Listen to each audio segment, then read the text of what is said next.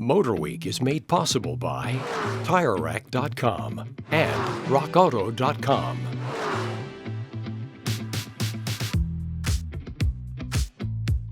It was welcome news in January when Jeep announced that after 10 years they were finally redesigning their best-selling Grand Cherokee, and that for the very first time, the Grand Cherokee would have a 3-row version.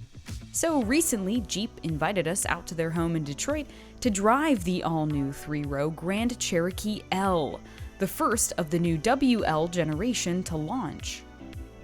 But before we actually got to get behind the wheel, we toured Stellantis' newly minted Detroit Assembly Complex MAC, which is where all new Grand Cherokee models will be built, including the upcoming 2-row and 4xe models. The company invested $1.6 billion into this complex that once built the Dodge Viper in the early 90s before being turned into an engine plant.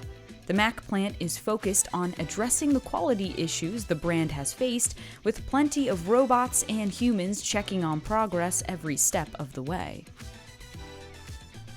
But back to the good stuff. The 5th generation Grand Cherokee is built on an all-new unibody architecture with independent front and rear suspensions.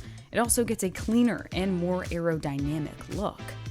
While we're still waiting for the details of the 2-row, the L has 7 more inches of wheelbase compared to the previous generation.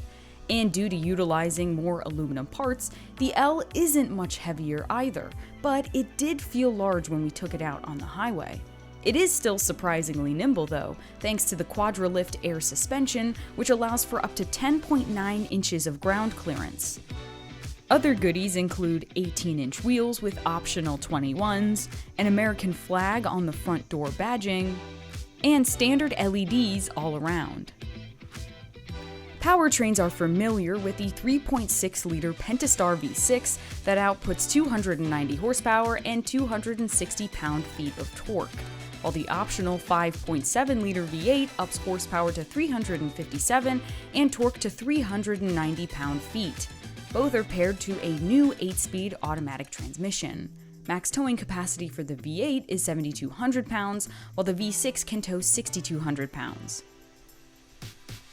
Inside is a pretty big leap into luxury and reminiscent of what we should see in the upcoming Wagoneers. The sloping center stack is elegant and simple, while materials certainly feel and look higher in quality.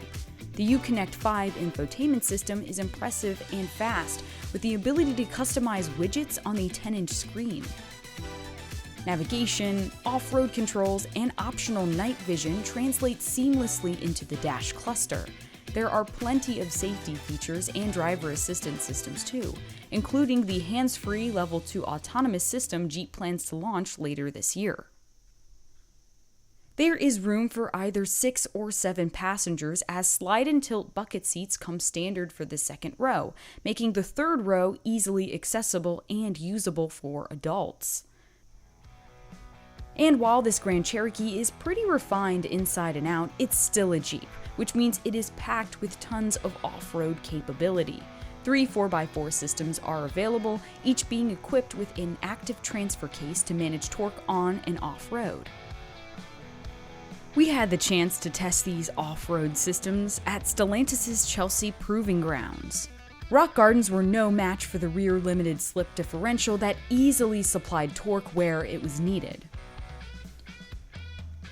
Base Laredo pricing starts at $38,690 after destination fees, and top-of-the-line Summit Reserve can peak at over $65,000. The 2021 Jeep Grand Cherokee L should start arriving in dealerships at the end of June, with the 2-row and 4xe versions coming later this year.